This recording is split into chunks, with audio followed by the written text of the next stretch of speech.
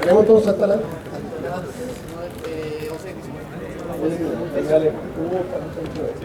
Bien. Hola, ¿cómo están? Buenos días. Gracias por la invitación. ¿Se escucha bien? Bien. A ver, lo que me pidieron es que conversáramos respecto de la educación del futuro. La verdad es que el tema de la educación del futuro es bastante complejo porque se puede abordar desde distintos ámbitos. Desde cuáles son los desafíos pedagógicos que tienen los profesores y los alumnos, cuáles son los desafíos de la infraestructura, los colegios, los sostenedores, lo que deben hacer, y cuáles son los desafíos de la política pública en materia educacional. Mi experiencia está centrada fundamentalmente en lo último, en lo que tiene que ver con el diseño de política para un mejor sistema educacional. No significa que no podamos abordar los otros aspectos también. Yo lo que quiero son las 10, entiendo que tenemos hasta las 11:20, 11:25, hacerles una exposición de unos 40 minutos por ahí, y luego el ideal sería que pudiésemos conversar, si tienen preguntas, y vamos a ir desarrollando una conversación un poco más directa. Lo primero que hay que entender cuando hablamos de educación, y cuando hablamos del futuro en la educación, es la importancia de identificar ciertos elementos que son esenciales y que son permanentes en un sistema educacional. Porque cuando hablamos del futuro, en el fondo de lo que hablamos es de cierta incertidumbre. Si hay algo que tiene de característico el futuro es que no sabemos con precisión cómo va a ser. Y sí sabemos que hay ciertos elementos del sistema educacional que son fundamentales para su mejor desarrollo y que de alguna manera han existido siempre.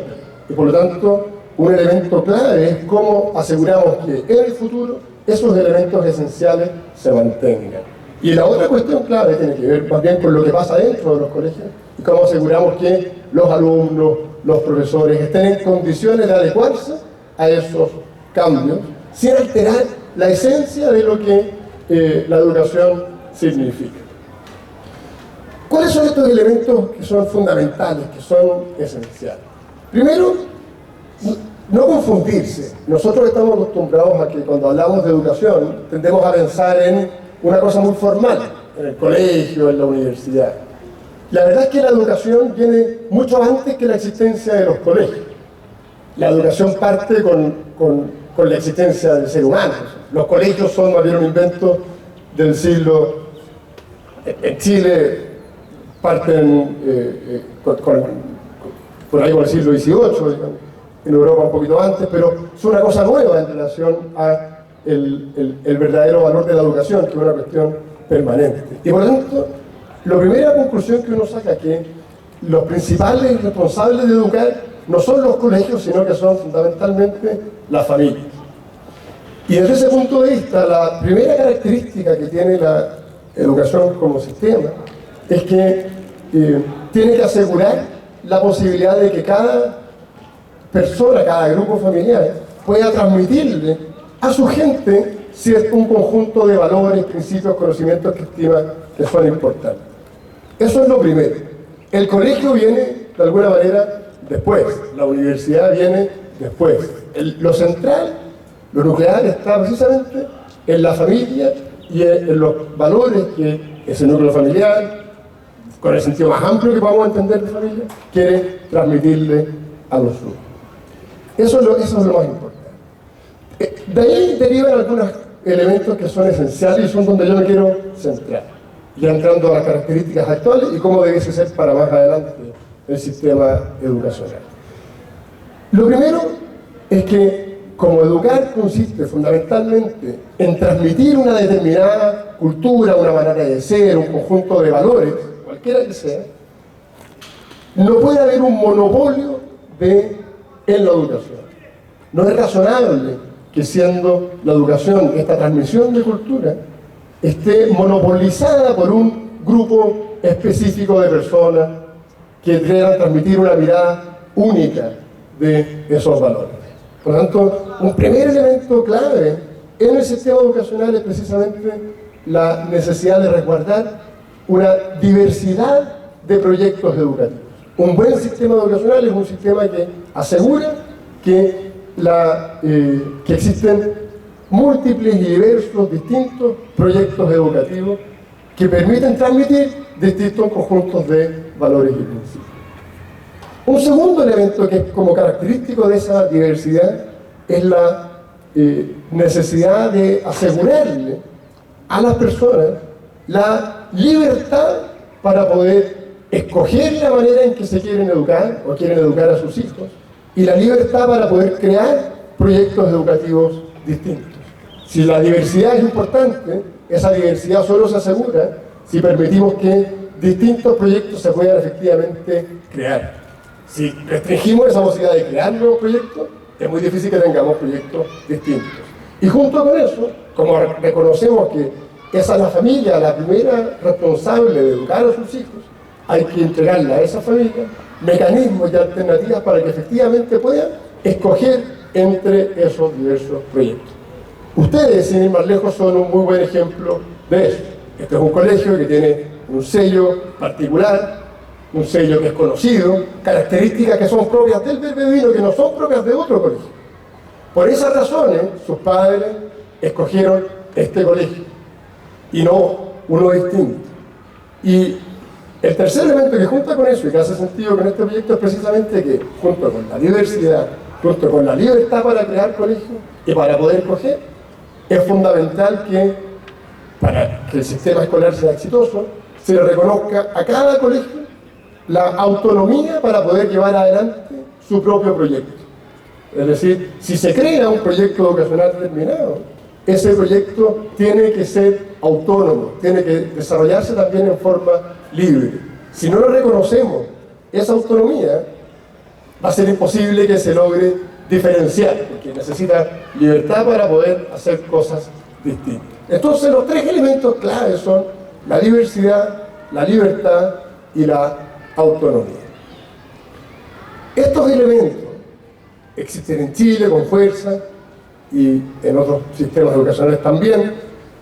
Y aquí lo quiero vincular ya con el diseño de política pública. Es muy importante que ustedes entiendan cómo está, y lo quiero llevar al sistema chileno en particular, cómo está organizado nuestro sistema educacional. Nosotros tendemos a, y a lo mejor aquí estoy prejuzgando, ojalá me equivoque, tenemos una visión más bien restringida de lo que es la educación en Chile, porque uno tiende a pensar que el sistema educacional es igual a lo que uno específicamente conoce. Es igual a lo que uno conoce. Ustedes, la realidad que conocen es esta, la de un colegio pagado, un colegio caro, donde probablemente sus padres se educaron en un colegio similar a este, si no el mismo, y donde estos elementos que estamos conversando, de autonomía, de diversidad, de libertad, son muy evidentes. Ustedes lo aprecian eso permanentemente. Pero es bueno que sepan que el país no es todo igual a esto. Nuestro país tiene, evidentemente, una dispersión enorme de distintas maneras de ser, de distintas maneras de comportarse, y tiene también una gran dispersión económica, donde no todos los chilenos están en condiciones de desarrollar proyectos como este. Y ahí es donde entra el tema fundamental. El desafío, a mi juicio, de un buen sistema educacional es precisamente que estos elementos de libertad, de autonomía, de diversidad, que se aprecian con mucha fuerza en colegios como el Verbo Divino, estén disponibles para todos los componentes del sistema social en Chile. Es decir, que sin importar las restricciones económicas que tenga una persona, tenga la posibilidad de escoger un colegio, tenga la posibilidad de escoger un colegio con determinadas características, y esos colegios puedan efectivamente desarrollarse con capacidad de diferenciarse unos de otros. Es decir, que en el fondo la libertad que se aprecia en estos colegios como el Verbo esté también esparcida en el resto del sistema educacional. ¿Quién sabe más o menos cuántos alumnos hay en Chile? Alumnos de colegio. Así a bueno. ¿Qué es la fruta? 6 millones, 1 millón, dijeron por allá. Tírense otra cifra. 4, 5. Chile tiene 3.200.000 niños y jóvenes en el colegio, en edad escolar. De esos 3.200.000, ¿cuántos creen ustedes que están en colegios que son particulares pagados? 500.000. Esto es como un remate, 200.000. ¿Qué anda más? ¿Qué anda menos? 50.000. Son precisamente del orden de 200.000, 250.000. Solo el 7% de la matrícula está en colegios particulares pagados en Chile. El 93% de los niños y jóvenes que van al colegio lo hacen al sistema público, que es tanto colegios municipales como colegios particulares subvencionados, así que son colegios particulares pero que reciben aportes del Estado. Por lo tanto, cuando hablamos de educación, uno tiene que, evidentemente, hablar de todo el sistema, pero es importante distinguir cuando las políticas afectan al 93% de los niños y jóvenes que están en el colegio, cuando afectan al 100% o cuando solo afectan al 7% de la Estado. La verdad es que toda la discusión educacional está centrada en ese 93%. No está centrada en ustedes, ni en mis niños, que también están en un colegio pagado. Está centrada en el resto de los niños y jóvenes, que están en ese 93%. Por eso es que cuando se discute de cuál es la educación del futuro, hay que distinguir, porque la verdad es que operan de manera distinta los colegios. Y los desafíos que tiene el sistema escolar están, si bien los tienen todos los colegios, están claramente, son distintos cuando hablamos de un colegio como el Verbo, que cuando hablamos de un colegio municipal, de una comuna pobre, o cuando hablamos de un colegio particular subvencionado en general. Y hay que hacer esa distinción. Lo que yo creo es que el desarrollo de las políticas públicas tiene que evitar agobiar colegios como este, perdón que use este como ejemplo, pero la verdad es que ayuda mucho porque estamos aquí, y tiene que permitir que el resto del sistema tenga precisamente las mismas condiciones de desarrollo o similares que tienen colegios como este. Y fundamentalmente, las familias de todo el país tienen que, de alguna manera, verse beneficiados de todos los beneficios que la educación entrega y de los elementos más propios, digamos, más filosóficos que subyacen al sistema escolar, que son la autonomía, la libertad, la diversidad. Otra cosa que es importante que ustedes sepan es que, si bien la educación es una cuestión que opera en todos los países desarrollados del mundo, y la educación formal, y en general todos los países tienen educación obligatoria, la manera en que se organizan los distintos colegios no es la misma. Hay países que tienen una fuerte concentración de colegios del Estado, otros países que tienen una fuerte concentración de colegios de particulares. Hay algunos que tienen una fuerte concentración de colegios del Estado que tienen en esa lógica bastantes espacios de libertad, otros que tienen muchos menos espacios de libertad. Por lo tanto, hay de alguna manera tantos países, tantos sistemas educacionales como países. Y eso es bueno a la hora de identificar cómo tiene que funcionar el sistema. Dicho eso, les quiero entrar de lleno al tema propio de la charla, pero todo esto es necesario para poder conversar. Les quiero dar algunas características propias de nuestro sistema, que son importantes porque se tienen que conocer a la hora de entrar efectivamente en un debate en materia de educación. Estaba bastante instalado, y yo creo que equivocadamente, que el sistema educacional chileno es más malo que bueno, que tenemos un mal sistema educacional. Y ese diagnóstico es el que ha llevado muchas veces a ciertos cambios, a ciertas propuestas que hay que estudiar si son efectivamente lo que el país necesita. El punto es que para poder enfrentar la discusión educacional es fundamental tener un diagnóstico adecuado de cuál es la realidad de nuestro sistema. Entonces yo quiero dar algunos datos de cómo está organizado nuestro sistema, de cuáles son los resultados que tiene, y sobre esa base pensar qué es lo que entonces viene para adelante. Una primera cosa que es interesante: Chile tiene un nivel de cobertura escolar que es plena. ¿Qué significa eso? Que hay capacidad escolar, hay colegios y sillas y salas de clase disponibles efectivamente para todos los niños de Chile. Eso es una cobertura, eso se llama la cobertura. Otra cosa es que lamentablemente hay índices de deserción que son altos, es decir, jóvenes que están en el colegio pero que lo abandonan, que es un problema. Pero en términos de cobertura de capacidad es total. Esto es súper importante porque tiende a mirarse a huevo, tiende a despreciarse como antecedente. No importa la cobertura, eso es algo que ya tenemos. La verdad es que tener una cobertura total es un desafío que hay muchos países del mundo que todavía no consiguen y no han concretado. Por tanto, la cobertura es un elemento fundamental. Cuando uno tiene una plena cobertura, enfrenta nuevos problemas. ¿Cuál es el problema que uno enfrenta cuando tiene una cobertura total? Es el problema de la calidad. Pero para poder hacerse cargo de la calidad, lo primero es asegurarse que efectivamente hay cobertura en todos los colegios. Hay otros países que tienen el problema de la calidad, pero además tienen el problema de la cobertura, por lo tanto tienen una fase primera que recorrer que Chile ya recorrió.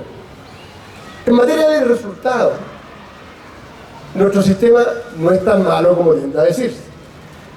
Hay una prueba que se llama la prueba PISA, que se hace en todos los países, la toma la OCDE, y se hace por tanto a nivel mundial, en la cual Chile lleva en las últimas 3 mediciones, que se hace cada 4 años, va sacando los mejores resultados de Latinoamérica en lenguaje, en matemática, en ciencia. No estamos tan mal, estamos mal en relación al resto de los países del mundo desarrollados, pero no estamos tan mal en materia a nivel latinoamericano. En materia de brechas por nivel socioeconómico, la brecha entre los sectores más pobres y más ricos de la población se ha ido cerrando cada vez más. Se cerró en un 30% en los últimos, entre el año 2013 y 2010 y 2014. Por lo tanto, no estamos tan mal. ¿Qué es lo que importa entonces? Es entender que bajo ese escenario hay otros desafíos que tomar. Y los desafíos que hay que tomar son fundamentalmente la calidad y probablemente una idea de mayor inclusión dentro del sistema para que todos tengan efectivamente oportunidades similares. En materia de educación superior pasa algo parecido. Ustedes están todos entre primero y cuarto medio, ¿no? ¿Cuántos están en cuarto aquí? ¿Hay alguno en cuarto? Entonces vamos mirando para allá. Este año ustedes tienen que dar la PSU, les toca ingresar al mundo de la educación superior. La educación superior en Chile también tiene importantes niveles de desarrollo. La cobertura de la educación superior en Chile está en el promedio de los países desarrollados. Tenemos del orden de 160 instituciones, 60 universidades, el resto son institutos profesionales, centros de formación técnica.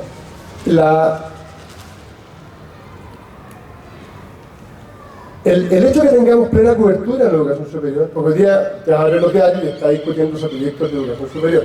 Entonces, la pregunta es, ¿qué va a pasar con la educación superior? ¿Cómo sigue esto para adelante? Han escuchado el debate que hay sobre la gratuidad de la educación superior y otras cosas. Podemos hablar de eso si quieren. Es bueno saber, por ejemplo, que el paso por la educación superior en Chile significa, solo en términos económicos, un premio salarial de 2,5 veces. ¿Qué significa eso?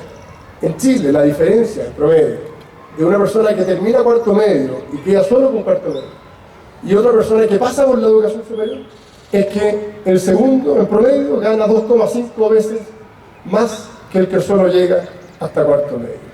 ¿Qué te muestra eso? Es el mayor premio salarial de todos los países de la ONU, dicho sea de paso. ¿Qué les muestra eso? Les muestra que el paso por la educación superior, entre otras cosas, es un instrumento de movilidad social tremendo. Es decir, las oportunidades a las que te puedes acercar por haber pasado por la universidad o por tu profesional o centro de formación técnica son gigantescos. ¿Y por qué les digo esto? Porque es interesante ver también cómo evolucionó el país y hacia dónde vamos en esta materia. Yo les decía que tenemos una cobertura del orden de los países desarrollados en la educación superior. Chile tiene 1.200.000 jóvenes estudiando en la educación superior, en las universidades y en los institutos profesionales y centros de formación técnica. El año 80, antes de que se modificara el sistema chileno, en el fondo hasta antes de los 80, hoy día dije que tenemos 150 instituciones. En los 80, al principio, habían solo 6 universidades. En esas 6 universidades estudiaban 150.000 personas.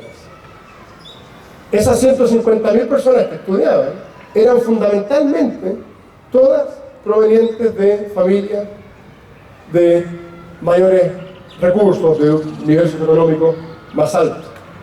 Hoy día tenemos 1.200.000 personas estudiando y la cobertura del sector más pobre del país duplica esos 150.000 que estudiaban en los años 80. Es decir, lo que se hizo fue masificar el sistema de educación superior de tal manera que las oportunidades que la educación superior ofrece estén disponibles, no solo para un segmento que uno podría llamar más bien privilegiado de la ciudadanía, sino que para todos los habitantes del país. Hay un desafío que todavía está pendiente, que es cómo aumentamos la cobertura de los sectores más vulnerables. Pero el hecho de que eso vaya aumentando con el tiempo es innegable. De hecho, Chile de nuevo tiene en materia de cobertura la mayor de Latinoamérica. Y tiene, y esto es bien interesante, una mejor cobertura que, por ejemplo, Argentina, que tiene educación superior gratuita. Muchos hablan de la universidad gratuita en Argentina. Sepan ustedes que en la Universidad de Buenos Aires, que no es una buena universidad, pero que es gratis, el promedio para titularse es de 14 años. Se ponen en promedio 14 años en obtener el título en la Universidad de Buenos Aires. Y la cobertura, es decir, la cantidad de jóvenes que llegan a la educación superior en Argentina, de los sectores más pobres, es más baja que la del primer quintil de ingresos en Chile. ¿Por qué les planteo todo esto? Porque queremos hablar de cuáles son los desafíos de la educación para el futuro, pero no podemos hablar de los desafíos para el futuro si no tenemos total comprensión de cuáles son las características de nuestro sistema hoy.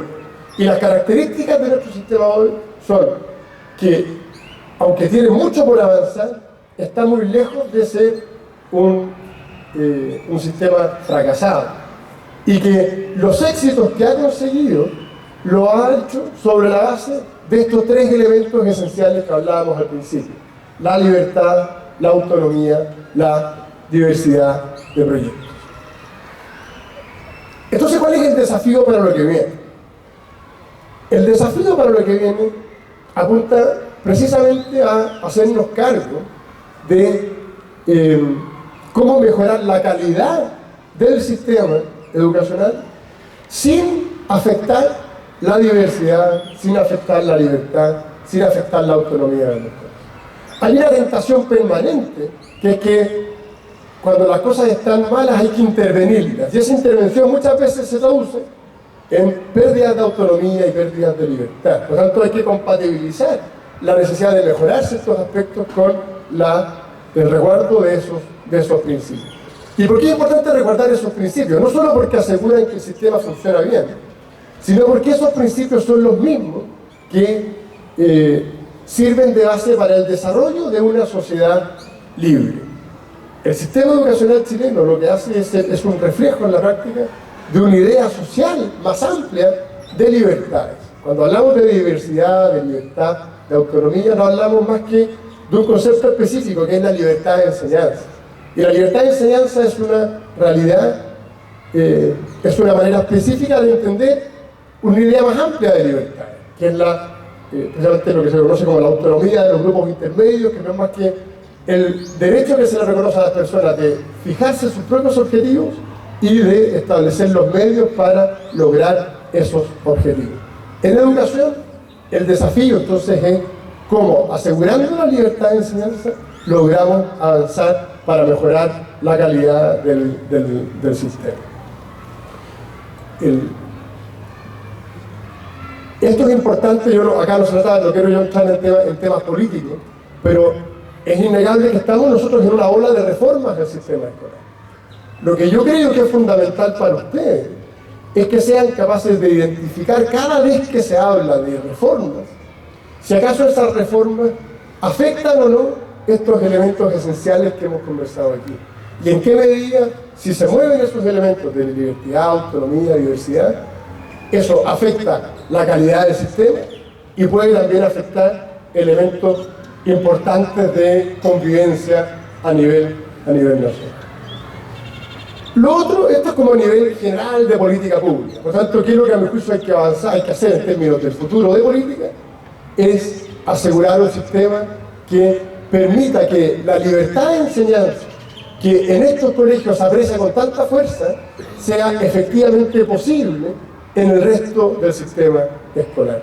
Y que no sea entonces un privilegio de un 7% de la población, sino que efectivamente sea esté disponible para todos.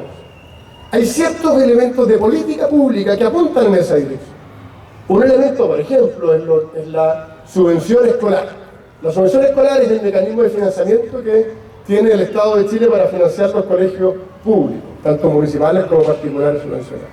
Esa subvención tiene una gracia, y es que, si bien la plata la recibe el colegio, se le entrega a los alumnos. No directamente, no es que al alumno le pasen un cheque, sino que por el hecho de que el colegio recibe ciertos alumnos y esos alumnos asisten a la clase, el colegio recibe financiamiento. Por lo tanto, el incentivo que hay en el sistema chileno es que el colegio va a tener recursos para subsistir en la medida que sea atractivo para la familia. Si es atractivo, las familias lo cogen, si la familia lo coge, los niños van a clase, los niños van a clase, el colegio recibe recursos. Y por otro lado, ese mecanismo de subvención permite que si alguien quiere generar un nuevo proyecto, lo que tiene que hacer en el fondo para subsistir es precisamente cumplir con ese requisito de ser atractivo. Es interesante la subvención porque eso es más bien propio del sistema chileno, no lo tienen, debe ser con esa misma característica el grueso de los otros países del mundo. Pero es bonito porque es un mecanismo que permite compatibilizar las preferencias de las familias con la libertad de crear proyectos. En el fondo exactamente lo mismo que ocurre acá, pero extrapolándolo al resto del sistema que tiene menos recursos para poder sacar adelante ciertos proyectos. Lo que hace en el fondo ese mecanismo es extender la idea de libertad de enseñanza que en los colegios pagados se aprecia con mucha fuerza, extenderla al resto del sistema. Por lo tanto, mirando al futuro, yo creo que importante es, por ejemplo, cuidar que esos criterios de política pública se mantengan y se perfeccionen. Habrán pasado unas cosas que son complejas. Por ejemplo, se aprobó hace poco una ley que hace que la entrega de esa subvención pase por una autorización previa del Ministerio de Educación. Hasta hace poco, la entrega de la subvención no dependía del gobierno. Ahora pasa a depender del gobierno y por lo tanto se corre un riesgo que esa libertad que está asegurada a través de estos mecanismos se vea restringida. Hay ahí un desafío que enfrentar. Otro desafío que enfrentar tiene que ver con una mayor inclusión del sistema escolar. Se dice, y quedó como instalado con mucha fuerza, que el sistema chileno de educación es el sistema más segregado del mundo, es decir, donde las diferencias sociales se aprecian con más fuerza, ¿cierto? Ese dato surgió de una encuesta que hizo la OCDE, de nuevo, en el año 2009, y se instaló con gran fuerza. Es cierto que el sistema escolar chileno es muy segmentado, como es cierto que Chile es un país muy segmentado en términos socioeconómicos, y como es cierto que esa diferencia de ingresos se aprecia no solo en educación, sino que se aprecia también incluso en la separación territorial.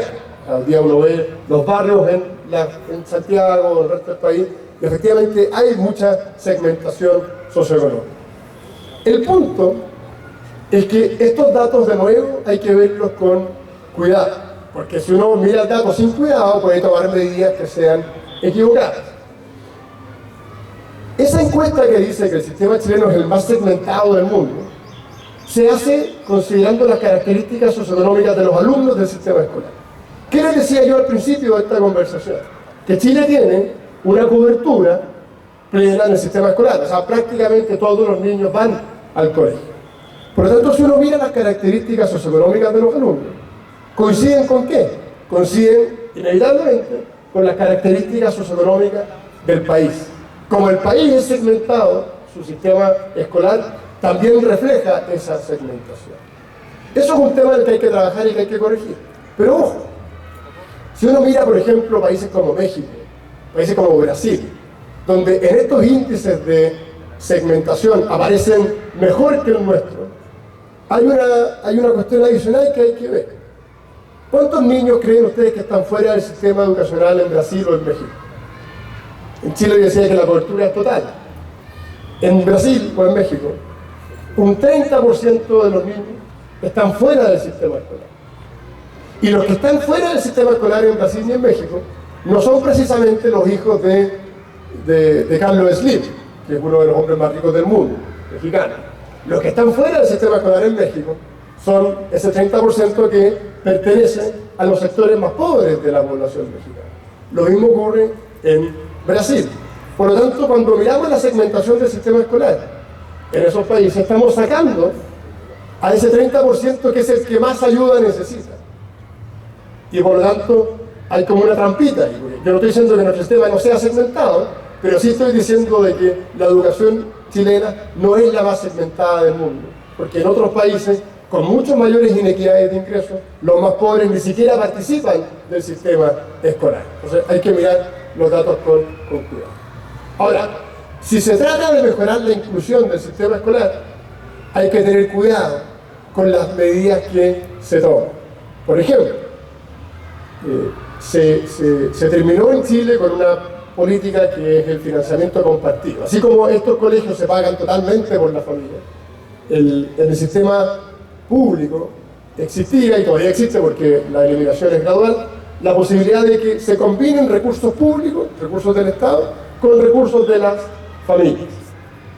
Eso permite, y permitió por mucho tiempo, que en un país pobre como el nuestro se incorporaran más recursos al sistema educacional y por lo tanto en la educación formal tuviese mayores capacidades de mejorar esos proyectos.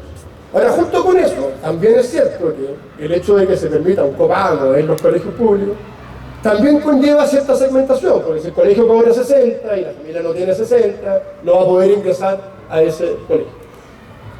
Frente a esa discusión, donde había que compatibilizar políticas que permitieran una mayor inclusión, pero que a su vez permitieran un mejor desarrollo económico del sistema, se terminó por zanjar la discusión, terminando con el financiamiento compartido.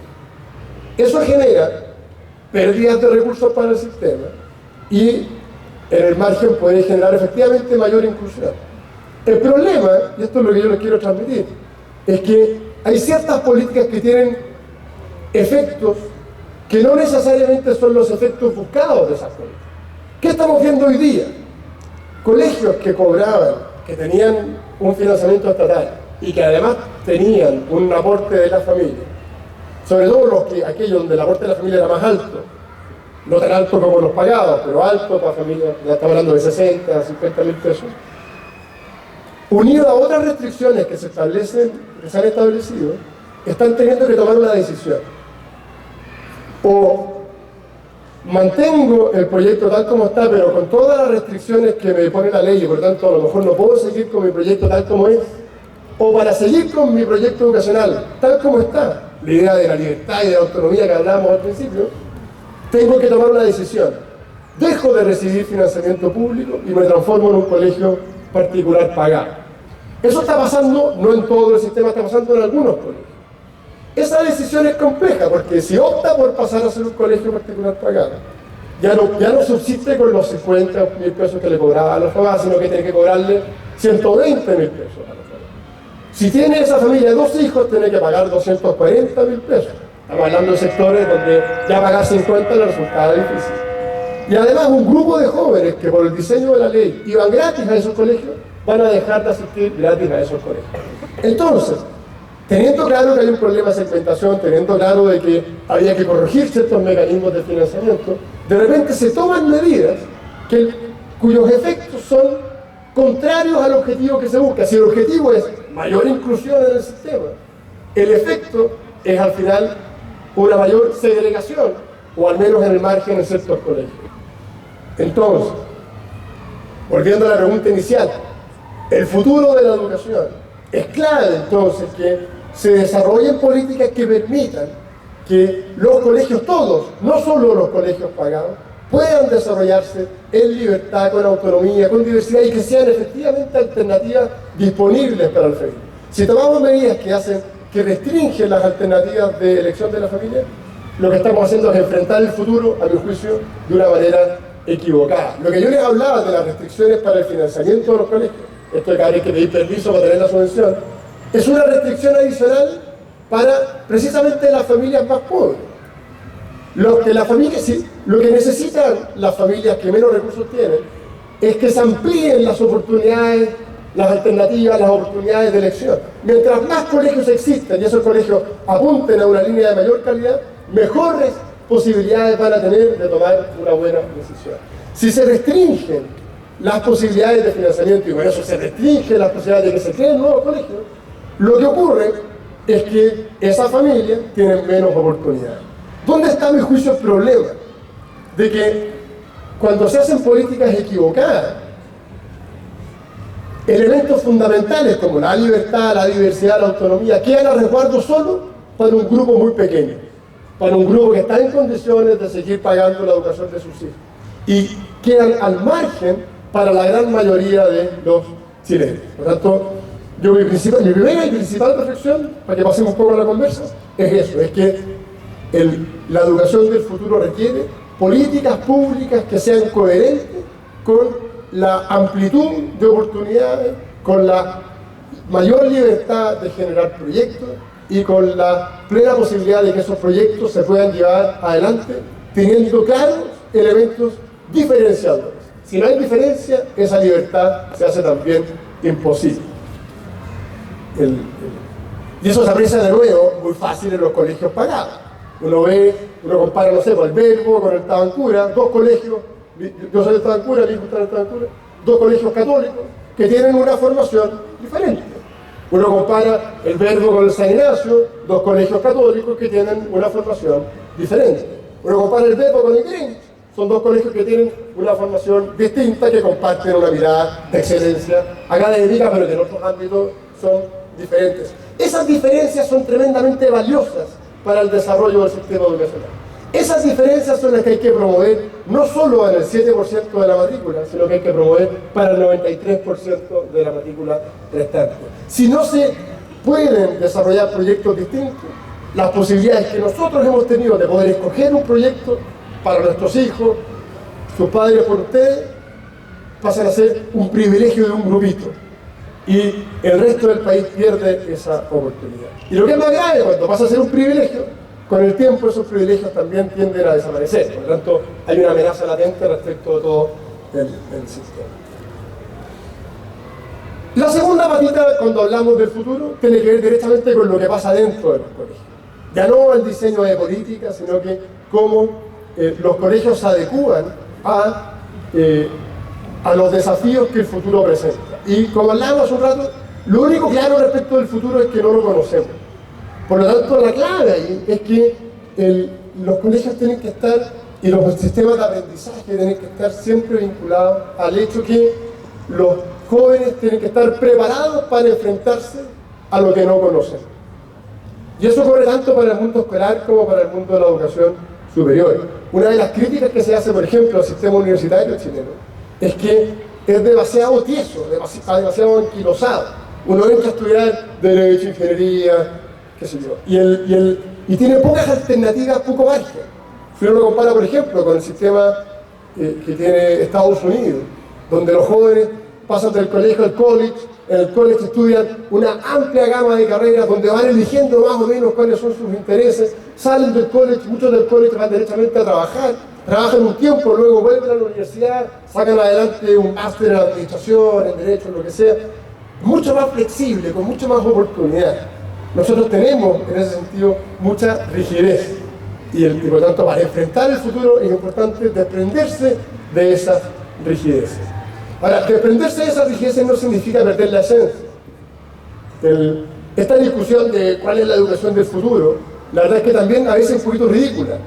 Hoy día se habla de la educación del siglo XXI, como que no estamos preparados para la educación del siglo XXI. En el siglo XX se decía exactamente lo mismo. Hay que estar preparados para la educación del siglo XX como si fuese una cosa rara.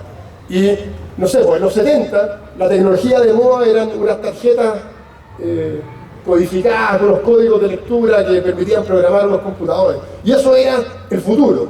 Esas tarjetas ahora son piezas de museo. O sea, uno tiene que tratar de pensar de que uno tiende a pensar siempre que el futuro es todo lo que uno ve ahora en su máximo desarrollo, y la verdad es que la clave del futuro es lo que viene y que no conoce. Y ahí es donde la educación juega un rol clave en términos de que tienen que entregar competencias para que los jóvenes puedan adecuarse a esos desafíos. El desafío es mucho más fuerte a veces para los profesores, que ven cómo la tecnología les pasa por delante y tienen una serie de alumnos que se manejan, que claramente se manejan mucho más, o no sé si claramente, pero es muy probable que se manejen con mucho más fuerza en una serie de cosas tecnológicas, con mejores conocimientos en eso que sus propios profesores, y por lo tanto hay ahí un desafío de pedagógico, de cómo ser atractivas las clases para los jóvenes, entendiendo que el mundo avanza a una velocidad totalmente distinta a la que los profesores a veces están acostumbrados. Lo que nos pasa a los papás con los niños, que andan en otra, y cuesta entender qué es lo que, cómo viven ciertos problemas. Ahora, lo que es clave es que los problemas tienden a ser los mismos. Los desafíos son diferentes, pero se enfrentan desde la misma realidad. Y los principios son los mismos. Por eso, yo creo que aquí un elemento fundamental es entender de que el enfrentar la educación del futuro tiene que ver mucho con las herramientas, pero no necesariamente con los elementos de fondo que son los que hay que transmitir. Y en ese sentido, de nuevo, que sea majadero, la diversidad es clave. Forjar el carácter y tener proyectos educativos que permitan forjar carácter para enfrentar lo desconocido, junto con los elementos propios de la matemática, el lenguaje, las características, los elementos más duros, que son fundamentales. Quiero, para que pasemos alguna más a conversar, referirme un poquito a lo que está pasando en educación superior. Es importante porque ustedes todos están próximos a entrar a la educación superior, y de ahí pasan dos cosas que son relevantes. Uno, por el solo hecho de pasar a ser estudiantes terciarios, pasan inevitablemente a estar incorporados pasan a ser un actor relevante de lo que ocurre en el país. Siempre lo son, los jóvenes secundarios también son un actor relevante de lo que ocurre en el país, pero cuando ingresan a la universidad, eso viene como con el paquete. Entonces se empieza a hablar del movimiento estudiantil, forman parte de un elemento de acción que, a mi juicio, los obliga a estar muy compenetrados de lo que pasa. La voz de los estudiantes universitarios es una voz relevante a la hora de entender cómo se sigue desarrollando el país. Y curiosamente, algo que es bien curioso, se le reconoce a los estudiantes una cierta característica especial para opinar de las políticas educacionales, cuando en realidad todo el país debe estar en condiciones de abordar esa misma temática. Pero ese es el dato. Por lo tanto, es importante que ustedes conozcan un poco lo que está pasando hoy día en el debate de la educación superior y tomen sus propias decisiones. Yo no quiero aquí transmitirles una opinión determinada, sino que creo que es clave que conozcan ciertos aspectos. Ustedes saben que se está discutiendo un gran cambio en la educación superior que tiene que ver con la gratuidad universal. ¿Han leído algo? ¿Han escuchado algo de eso? Sí, está permanentemente en la radio, en los diarios. ¿Qué significa la idea de gratuidad universal? Lo que significa es que en régimen, o sea, instalándose esa política, el Estado pasa a financiar los estudios superiores de los jóvenes y, por tanto, el pago individual queda en régimen marginal. El objetivo supuesto a esa política es facilitar y mejorar el acceso a la educación superior y que ese acceso esté disponible para todos los jóvenes. Lo que uno tiene que preguntarse entonces es si acaso con ese objetivo esa política es la más adecuada y qué tan coherente es, y vuelvo aquí al tema de la charla, con el futuro de la educación y en este caso de la educación superior. Es decir, si mirando al futuro, una política de esa característica es la que permite un mejor desarrollo del sistema universitario, o más bien se corre el riesgo de que el sistema universitario se estanque. Por lo tanto, es muy relevante lo que se está discutiendo hoy día en el Congreso en relación con el desafío de futuro del sistema educacional. Decíamos que el objetivo es ampliar la cobertura, ampliar el acceso a la educación superior. Yo les decía hace un rato que Chile tiene de las mejores coberturas del mundo y la mejor cobertura de Latinoamérica, tanto en general como también en los sectores más vulnerables. Por lo tanto, lo primero que uno debe preguntarse es, ¿hay que hacer cambios radicales para mejorar eso cuando en eso específicamente no estamos tan mal? Es una pregunta que hay que hacer. Lo que se propone es el cambio del financiamiento privado o mixto, porque ya es mixto, hay becas, créditos y financiamiento privado, a un financiamiento total del aparato estatal.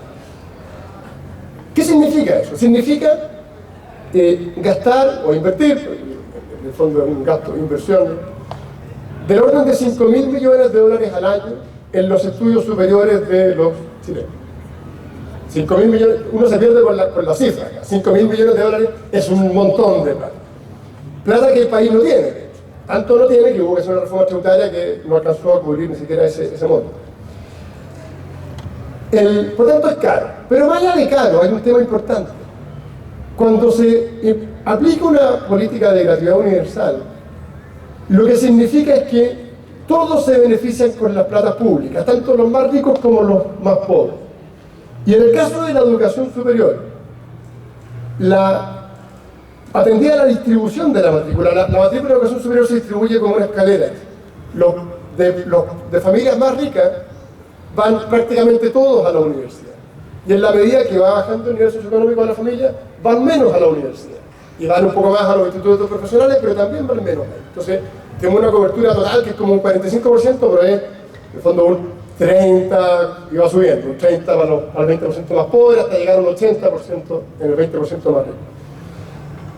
¿Por qué les digo esto? Porque una política de gratuidad universal, ¿qué significa? Como los más ricos son los que más estudian, y además estudian las carreras más caras, que van a la universidad y estudian, no sé, medicina, que es la carrera más cara de todo el sistema universitario. Esa política lo que significa es que, en términos del gasto público, el 20% más rico de la población se lleva el doble de recursos que el 20% más pobre de la población. Entonces, no solo es caro, sino que es lo que se conoce en términos de política pública, regresivo, es decir, el foco del gasto está puesto donde menos se necesita en vez de ponerse donde más se necesita. Entonces ese es un segundo problema que tiene la gratuidad universal. Pero además tiene problemas, y aquí lo engarzo con lo que estamos conversando acá, con el desarrollo futuro de las instituciones. Para que haya gratuidad universal hay un requisito de diseño, y es que el Estado, como es el Estado el que paga, tiene que fijar el monto de recursos que le va a entregar a las universidades. Le fija los precios y le fija también las vacantes, porque no tiene más plata, por lo tanto tiene restricciones de recursos, y para adecuar sus restricciones de recursos tiene que fijar los precios y fijar la cantidad de personas por las cuales le voy a pagar. ¿Y eso qué efecto produce para el futuro? Primero veamos la restricción de vacantes. Yo les decía que los más ricos van prácticamente todos, los más pobres van menos. Si yo restringo las vacantes, lo que ocurre es que en Chile y en toda parte del mundo hay una alta correlación entre la selectividad de las universidades, los altos puntajes en la PSU, por ejemplo, con las características socioeconómicas de los jóvenes. A mayor nivel socioeconómico tiende a haber mayor puntaje. Eso hay temas que se pueden corregir, pero esa es la realidad. Entonces los cupos se llenan primero ¿con quién? Si en la universidad es selectiva. La Universidad de Chile, que es una universidad selectiva, los primeros cupos se llenan con los puntajes más altos. Si yo congelo las matrículas, lo que hago es que los cupos se llenan con los puntajes más altos que tienden a ser de las familias más ricas. Y luego quedan menos cupos para los puntajes más bajos, hasta que al final no quedan cupos.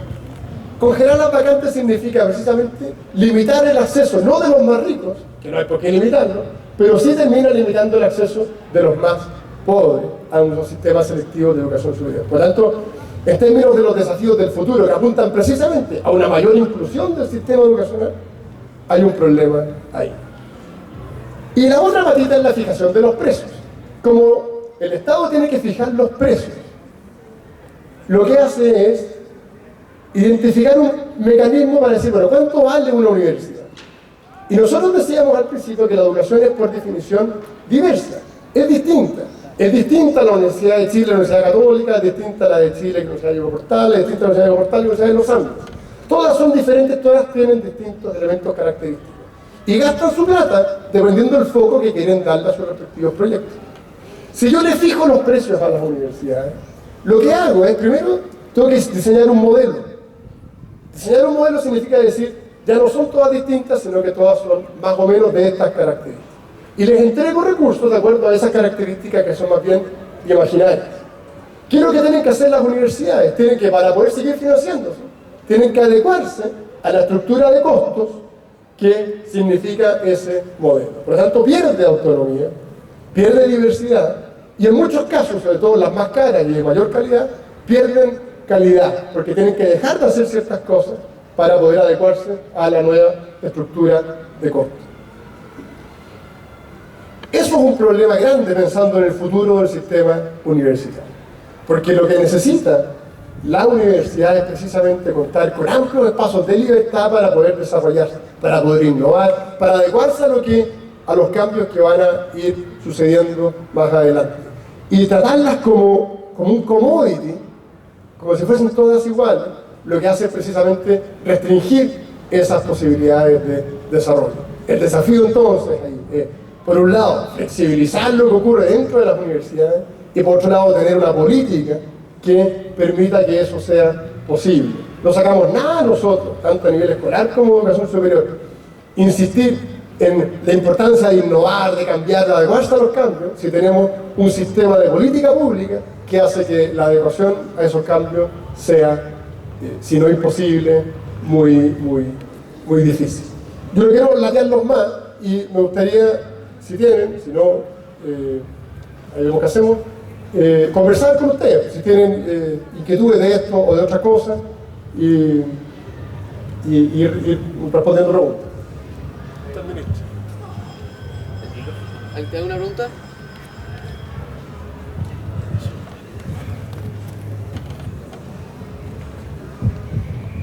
Hola, buenos días. Yo no soy tan específico, tan especializado en el tema, me quedo un poco más en la esencia, que yo creo que a los ojos de algunos puede parecer simplón, pero claro, yo creo que el tema de la educación, yo creo que no hay mucha educación en Chile, y no hay mucha educación a nivel global por la manera en la que se está abordando, que es un pasar materia, que yo ya me he anticuado, pero apegándome un poquito a la pierna izquierda de Rousseau, claro, la educación es todo lo que no tenemos a la hora de nacer, la típica metáfora, esa que ya es cliché, lo que el agua es para las plantas, la educación es para los hombres, qué sé yo. Pero, claro, la manera de abordar la educación, creo que es como para reírse de ella. Creo que y de nuevo, muy simplón, da lo mismo que ya quién puede pagar, quién no puede pagar, da lo mismo si al final no están aprendiendo ni una porquería, porque no quieren aprender, porque claro, bueno, también se liga mucho, como creo yo, con el desarrollo de las tecnologías, que ahora ya nadie quiere aprender. ¿Para qué aprender si está todo en la nube? Me parece una soberana imbecilidad, pero por lo mismo, ¿a dónde voy con todo esto? ¿Dónde voy? Ya. Voy a saber qué opinas tú de eso, como el desarrollo integral, del querer descubrir en la persona el porqué de las cosas y no estar aprendiendo una serie de contenidos para poder avanzar en la carrera, en esta carrera, que es una carrera. Y bueno, eso por un lado, y por el otro, ligarlo con lo que decía claro, el rol esencial que tiene como en el adoctrinamiento, dentro de la buena acepción de la palabra, que tiene la familia a la hora de educar, que creo que sí, la familia educa, no así el sistema educacional. ¿Qué pasa con la gente del Sename? ¿Qué pasa con la gente de acá de allá que no está eso? Y yo creo que justamente defendiendo esa postura de Rousseau, de la educación como la gran madre de la sociedad, de que debiese tener ese rol de formar las personas, no de transmitirle un conocimiento, ¿no? Creo que va más allá de eso.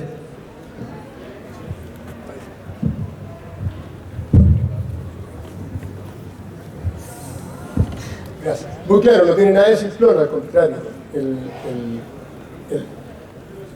Es parte central del debate que está instalado.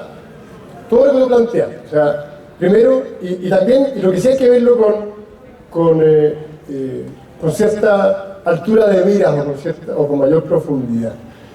Es cierto que hay una permanente tensión entre lo que es el, no sé, lo que voy a llamar como el avance curricular básico de pasar determinadas materias, con la necesidad de transmitir no solo un conjunto de valores, sino que un conjunto de competencias, capacidades, una mirada más integral que permita precisamente que los jóvenes puedan adecuarse, integrarse al mundo con mayor propiedad. El punto es que, y esto es como veo, es casi ridícula la respuesta, pero es que ambas cosas son importantes, porque los contenidos básicos, y vamos a lo más básico, o sea, matemáticas, lenguaje, saber comunicarse, tener cierta abstracción matemática, son fundamentales para el desenvolvimiento en la vida en sociedad. Entonces, ahí más que despreciar esa parte de la educación formal, porque a veces uno tiende a decir, es que habría que hacer una cosa totalmente distinta. Yo creo que más que despreciarlo, lo que hay que hacer es focalizar precisamente en cuáles son los elementos básicos que no pueden faltar. Que no le pueden faltar a un alumno el verbo y que no le pueden faltar a un niño el cerebro. Que es en el fondo conocimientos, no de habilidades blandas, sino que de habilidades básicas, de conocimientos básicos que le permiten un desenvolvimiento en sociedad sin el cual queda marginado, en definitiva, de la sociedad. Es cada vez más difícil, antes era más fácil. Es como ridículo, pero antes era más fácil identificar el problema, porque antes el problema era, por ejemplo, el analfabetismo. Entonces, era muy fácil distinguir los que eran analfabetos de los que sí sabían leer y escribir, y claramente, en esos casos, los que sabían leer y escribir habían alcanzado, gracias a la educación, ya sea familiar o ya sea en el colegio, porque a lo mejor no aprendieron a leer y escribir en el colegio, efectivamente, pero claramente recibió una educación que le permitió no solo ser parte de la vida social, sino que contribuir con fuerza a la vida social. Y el resto estaba más bien marginado. Hoy día, en Chile sobre todo, los niveles de analfabetismo son muy bajos. Se habla entonces del analfabetismo digital, ¿eh? Otro desafío que hay que enfrentar. Pero en el fondo, ¿qué quiere decir con esto? De que esa idea de que es una majadería transmitir siempre más o menos lo mismo, no es tan cierta en tanto cuanto esos elementos básicos son fundamentales para una adecuada vida en sociedad. La otra patita es también fundamental, lo que tiene que ver con la formación en valores, la capacidad de razonar, el conocimiento abstracto, la capacidad de tomar decisiones, de adecuarse a las dificultades. Todo eso viene, y es el desafío precisamente del sistema tanto formal como familiar. El punto clave es que en Chile, y esto tiene que ver con lo que hablábamos al principio del rol de la familia, la educación escolar es obligatoria. Uno podrá discutir si acaso es bueno o malo que sea obligatoria. Los más liberales tienden a pensar que en realidad el Estado no tendría que obligar a nadie a asistir a clases. Yo soy bastante liberal, pero creo que la contribución que hace el sistema formal precisamente en estos aspectos justifica que exista desde ese punto de vista una obligación. Pero ¿qué es lo que ocurre? Como es obligatorio, es fundamental que existan válvulas de escape para evitar tú hablaste del adoctrinamiento en un buen sentido. Uno podría hablar de un adoctrinamiento en un mal sentido, de que siendo obligatorio todos tienen que recibir exactamente los mismos contenidos, las mismas doctrinas, los mismos valores. Entonces, como es obligatorio, tiene que haber una salida para que dentro del sistema formal de educación pueda también transmitirse un conjunto de valores diferentes. Y ahí es donde toda esta cuestión empieza a jugar. Pasa otra cosa con la educación, y es algo que es como medio paradójico. Cuando está tan instalado la idea del debate educacional en Chile, como que todo el mundo piensa que la solución a todos los problemas del mundo pasan por la educación. Y yo creo que eso no es tan así. Al menos no pasan por el colegio. Pretender de que la formación que se entrega en el colegio es la clave para solucionar todos los problemas del mundo, digamos, todos los problemas del país, yo creo que es un error. El colegio tiene un rol determinado. Ese rol es colaborar primero con los padres en la formación de sus hijos y entregar una serie de conocimientos y capacidades que permitan que esos jóvenes, complementando la formación que reciben su familia, puedan vivir de mejor manera en sociedad. Ahora, eso se agrega una tercera patita que tú también la mencionas. ¿Qué pasa con los niños que están botados? ¿Qué pasa con los que no tienen la fortuna que hemos tenido nosotros de contar con un respaldo familiar potente, que en el fondo evidentemente hace gigantescas diferencias? Bueno, ahí también hay una responsabilidad de las políticas públicas, esas políticas que tienen que apuntar tanto a que esos niños, si no tienen nada fuera del colegio que los forme, reciban al menos lo mínimo que necesitan para que puedan seguir desarrollándose, y además complementarlas con políticas que, siendo imposible de suplir, porque la familia es imposible suplir lo que la familia entrega, pero al menos tengan elementos de vida que les brindan. Fíjense que hay investigaciones que son muy precisas, que ustedes saben que la diferencia al nacer prácticamente no existe. O sea, todos los niños, las capacidades están repartidas por igual en toda la población, sin importar nivel socioeconómico.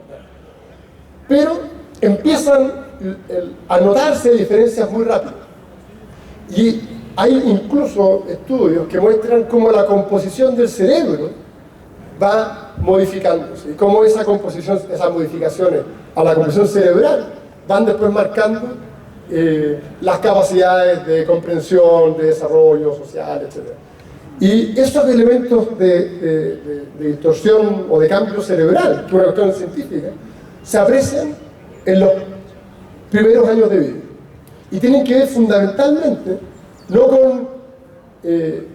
con la estimulación y todo eso que está muy bien, pero fundamentalmente con el nivel de estrés al que las guaguas y los niños están sometidos. Cuando hablamos de estrés, no es que tengan preocupaciones por la prueba de mañana, es frío, hambre, violencia. Ese estrés al cual se someten tempranamente los niños, le llega incluso a modificar en parte cierta composición cerebral que lo va determinando para su desarrollo futuro. Entonces, es clave entender, y eso no es un problema de los colegios, entonces. Tampoco es un problema de la familia, porque estamos hablando lamentablemente de que son niños que muchas veces están abandonados. Entonces, se requiere entonces un diseño de política que entienda de que esas dificultades se abordan en términos globales y no solo exclusivamente dentro del propio. Yo creo que uno no pensar que el colegio, que todo pasa por ahí, porque no se logra. ¿Sí? Respecto de la educación del futuro, también se habla mucho como de la metodología en la excelencia. Sí, eso es lo mismo el tema de todos los niños frente al pizarrón y entonces ya, bla. Entonces, claro, y se habla un poco de metodologías más interactivas que son mucho mejores. ¿Qué medidas establece usted eso en lo que es la visión política actual en Chile? Como de que sea algo más interactiva, más integral, pero no en el sentido como de manera de aprender. Sí. Claro, las metodologías. La verdad es que no está muy presente en términos del diseño de política y está presente en algunos casos, en algunos colegios. ¿Qué es lo que ocurre? Lo que pasa con los colegios pasa una cuestión que es bien complicada, porque Chile tiene como 11.000 colegios, más o menos. Y esos 11.000 colegios operan bajo un amplio espacio de autonomía y de libertad, cosa que yo considero que es positiva. A mayor libertad incluso va a ser más fácil que se adecúen a las innovaciones metodológicas. El problema que tienen es que reciben del Ministerio de Educación, y esto no es una cuestión política, esto pasa con todos los signos políticos. Yo trabajé en el Ministerio de Educación, por tanto, entiendo perfectamente lo que pasa. Es que reciben tanta instrucción del Ministerio de Educación que los colegios terminan así tan como agobiados y creen que si hacen algo, saben que pueden hacer lo que quieran en términos metodológicos, pero tienen susto que si se apartan de lo que les dicen desde el ministerio, o los van a sancionar, o van a tener problemas, ¿no? Por lo tanto hay como un ovejismo, ¿no? Como que todos se dirigen a eso. Y ciertamente el rol del ministerio no es ese. Entonces hay una distorsión de roles. El que le corresponde hacer esas innovaciones al colegio, tienen ganas de hacerlas, pero muchas veces no lo hacen porque se sienten presionados por una autoridad a la cual no le corresponde hacer eso, pero que se mete igual. Por lo tanto, una primera cosa es apuntar a que efectivamente tengan la mayor libertad posible para poder moverse. Lo segundo, que está relacionado con lo mismo, es intentar poner el foco en los resultados más que en las maneras. Cuando tú pones el foco en los resultados, cada colegio determina la mejor manera de conseguir sus propios resultados. Y cuando tú pones el foco en los procesos, lo que hace es que obliga a todos los colegios a adecuarse a ese determinado proceso. Y puede ser que se equivoque ese proceso, por lo tanto vaya en una línea totalmente contraria. Mientras mayor libertad tenga, a mi juicio, un colegio, mayor va a ser su posibilidad de adecuarse a nuevas metodologías, incorporar elementos de innovación que le permitan desarrollarse. Hay una cuestión cultural que es súper potente, que yo creo que ahora ha ido cambiando para bien. Ahora está mucho más incorporado en la sociedad la conveniencia de adecuarse y de saber vivir con las innovaciones tecnológicas. Hace 20 años atrás eso no era así. O sea, cualquiera que hiciera una cosa distinta lo miraban como un loquito. En general, siempre hay excepciones. Y por tanto va para allá. Ahora, también hay que tener cuidado de que, un poco lo que hablamos de las tarjetas de los años 70, no siempre el último iPhone te va a solucionar todos los problemas. Entonces, es súper importante que los colegios sepan compatibilizar la incorporación de nuevas metodologías, hacer los cursos más atractivos y por esa vía potenciar los aprendizajes sin dejar de lado lo que efectivamente tienen que enseñar, que es relevante que eso ocurra. Y aquí un poco vinculándolo con la pregunta anterior, esos conocimientos básicos también son hay una razón de equidad, de justicia, de que eso ocurra. Nosotros podemos darle un poquito el lujo de hacer un montón de cosas, porque tenemos mucho apoyo. Hay otros niños, en otros colegios, que en el fondo tú tienes que efectivamente preocuparte de que aprendan a sumar, restar y leer. Porque si no lo hace ese colegio en ese momento, no lo va a hacer nadie. No el caso nuestro de que a uno le leían el cuento en la noche, a uno le lee el cuento a los niños.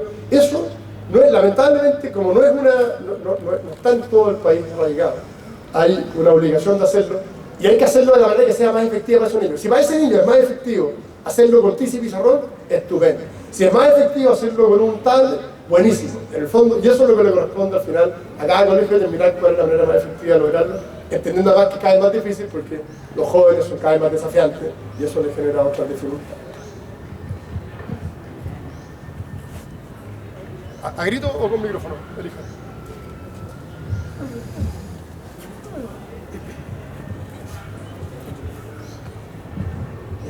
Primero que todo, hace muchos años un abogado estadounidense demandó al sistema del colegio y lo ha hecho varias veces. De hecho, ha sacado libros, es muy conocido, tiene videos que expresa lo que siente por el sistema educacional, que al final lo que hace es hablar mal de él.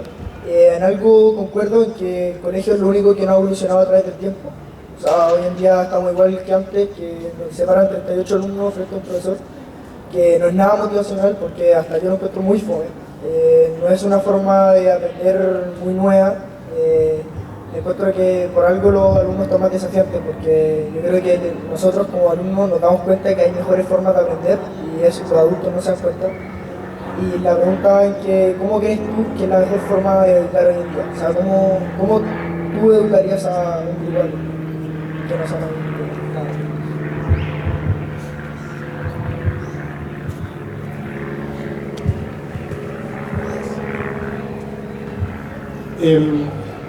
Bueno, yo no soy un experto en materia metodológica y pedagógica, por lo tanto te voy a hablar más bien desde mi propia experiencia, que no es necesariamente la mejor manera de responder preguntas de impacto global, porque cuando uno lo lleva siempre a lo casuístico tiende más bien a equivocarse. Yo creo que efectivamente hay un problema que no ocurre solo en materia escolar, es un problema general de cómo evoluciona la sociedad, y es que la adecuación a los cambios tiende a ser muy lenta. En el sistema escolar se nota con mucha más fuerza, porque tiene que estar permanentemente adecuándose a cambios y eso es algo difícil de administrar. Y es difícil de administrar, y hay que entender que es difícil, por lo tanto, en ese sentido yo tiendo a no ser tan identificando el problema y teniendo claro de que muchos colegios y muchos proyectos se han ido quedando atrás, precisamente respecto a los temas que tú planteas. También hay que entender que esos cambios no son simples de hacer, no son fáciles vamos a hacer un cambio no son fáciles de abordar.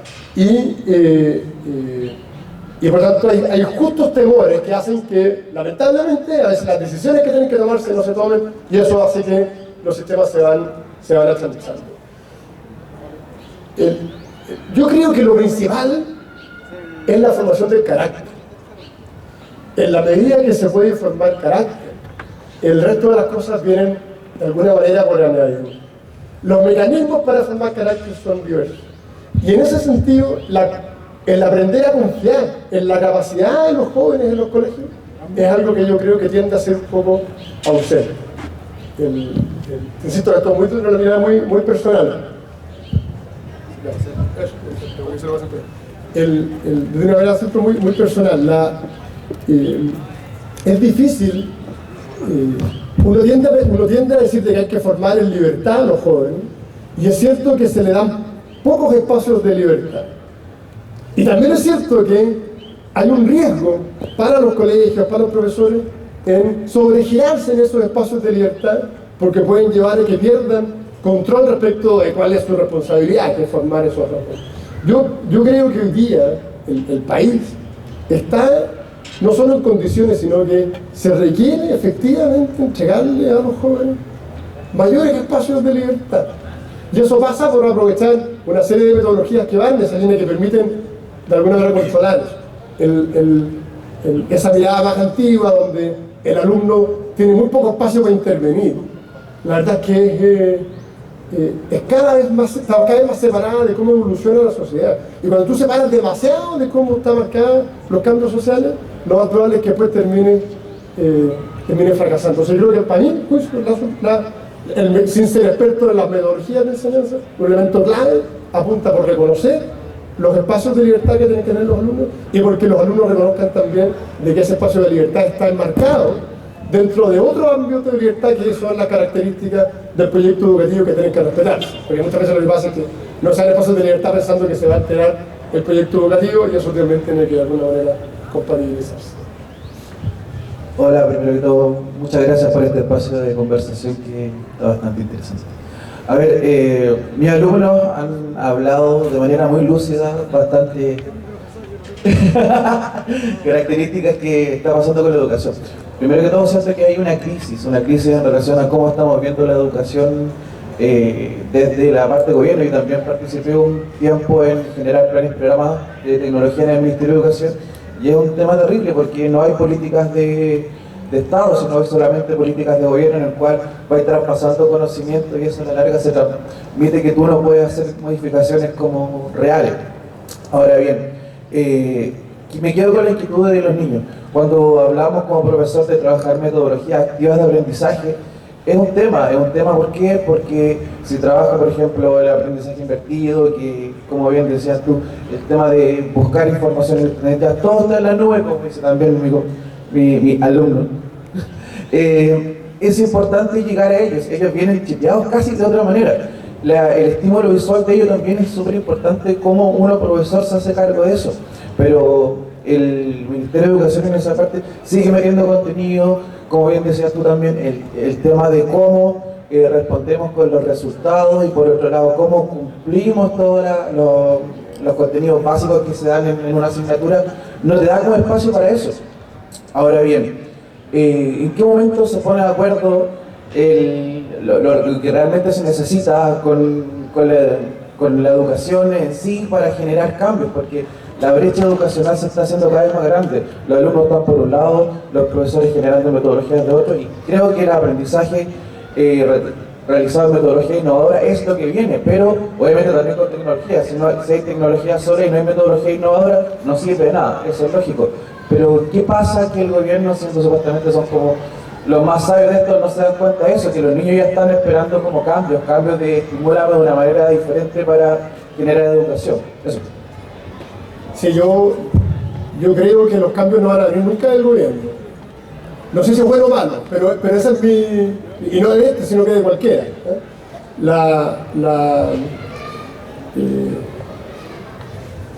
Los gobiernos en general son muy incapaces de generar cambios en el corto plazo. Y los cambios que generan son de largo plazo y tienen una alta probabilidad de equivocarse, porque se demora mucho en implementarse. Pasó, por ejemplo, con las pantallas interactivas. A lo mejor aquí mismo les pasó, no sé. De repente pusieron de moda esas pizarras interactivas. Y lo que pasó fue que todos los colegios de Chile se llenaron de pizarras interactivas. Y hoy día probablemente son ya los murales las pantallas interactivas. Me podrá corregir el profesor, pero no creo equivocarme mucho. Uno que otro sabrá usarlas y hará cositas, pero el grueso las usan para poner post-its arriba de las pantallas. Entonces, ¿por qué? Porque no basta con la tecnología. No basta con las ganas tampoco. Eso es medio dramático, pero aquí las ganas no son suficientes. Lo que importa es poner primero la tecnología al servicio de lo que efectivamente se necesita. Entender los cambios sociales que vienen y la realidad de los alumnos. Comprender de que efectivamente el nivel de conocimiento envasado que está disponible es, por un lado, una excelente noticia. O sea, yo me acuerdo en mis tiempos, estaba el compañero curso que tenía la enciclopedia británica en su casa y era el hombre clave porque ahí uno podía hacer todos los trabajos. Hoy día todo eso está en Internet. Es una bendición que todo eso esté en Internet. ¿Qué es lo que ocurre? Que hay que pasar a una segunda fase, que es la del pensamiento crítico, respecto del cual los alumnos tienen que saber abordar esos conocimientos. Y eso es un rol que no pasa, yo creo, por los gobiernos, sino que pasa con mucha más fuerza por las autoridades locales dentro de cada colegio. La posibilidad de que cada colegio desarrolle sus iniciativas de acuerdo a sus propias necesidades, que identifique con claridad lo que necesitan y puedan actuar. Y para ello, yo creo que la solución está más bien en espacios de libertad que en mecanismos de control desde el aparato central. Porque las probabilidades de que ese señor se equivoque son altas. Y si se equivoca, y se equivoca para todos los colegios, es muy grave. Entonces es mucho mejor, a mi juicio, que confiar en que cada director, cada sostenedor, también se puede equivocar, pero va a tener rápidas posibilidades de corregir. Y por último, se equivoca, impacta en la comunidad más chica y no la primera. Y hay que darle a esa gente muchas capacidades. Esa es la otra cosa, que hay que integrar capacidades dentro de los colegios. Tenemos un sistema con muy pocas capacidades. Son pocos los buenos profesores, son pocos los buenos directores, están muy concentrados y eso es una dificultad también. Hola, buenos días. Quería hacerte la pregunta de ¿cuál crees tú es la medida que tiene que tomar el Estado para reencantar la carrera de pedagogía? Porque al final, por más que se invierta en un colegio particular subvencionado o municipal, en estructura o cualquier cosa así, siempre va a estar el problema de la calidad del aprendizaje. Entonces, al final, no, por más que se invierta en todo lo otro, los profesores no van a ser lo suficientemente buenos. Entonces, ¿cómo crees tú que el Estado puede invertir para que la carrera de pedagogía sea una buena carrera y que encante a la gente para que la estudie? Sí, muy buena pregunta. Se han tomado muchas medidas. Efectivamente, los profesores son claros, porque al final el alma de un colegio, una escuela, son sus profesores. Y el impacto que tienen los alumnos es gigantesco, tanto para bien como para mal. O sea, un mal profesor impacta muy negativamente, un buen profesor puede hacer una diferencia gigante en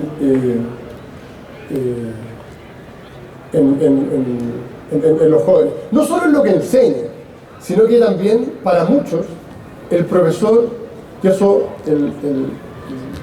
de nuevo aquí, a mí me gusta, parece como medio odioso hacer tantas diferencias, pero es importante hacerlas.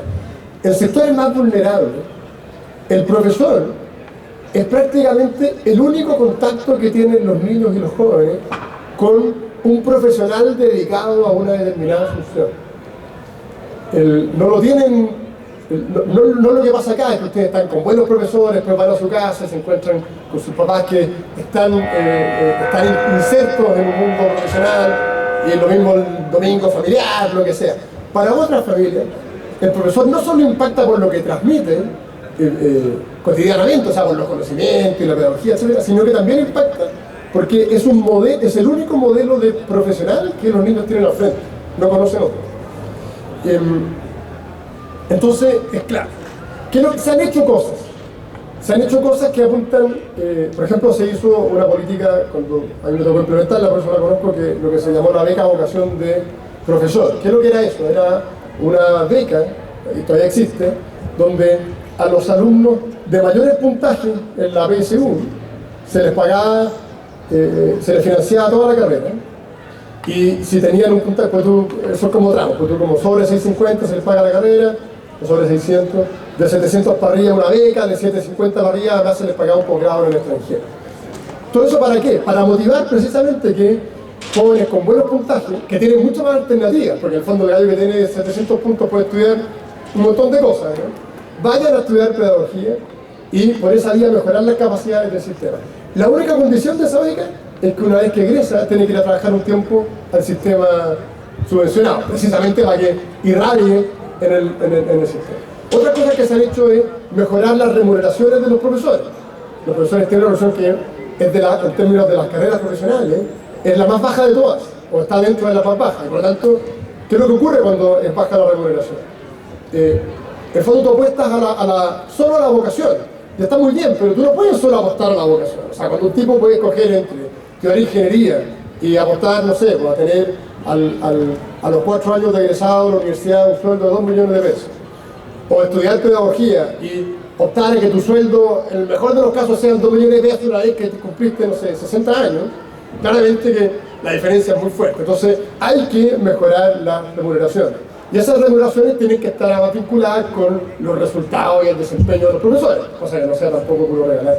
Entonces, se han ido tomando medidas en esa línea que apuntan a captar mejores alumnos desde la enseñanza media a la estudio de pedagogía y que luego los mejores profesores o estudiantes de pedagogía trabajen en sectores más vulnerables para por esa vía irradiar un poco más el sistema. Pero es muy largo el desafío en ese sentido. Bueno, no tenemos más tiempo a preguntas, así que terminamos. A nombre del Centro Alumno, entregamos este premio a Raúl. Agradecimiento por estar aquí. Gracias.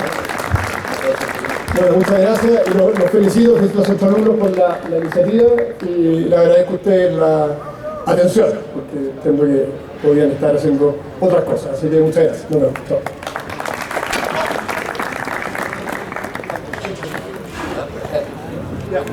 ¿Estamos?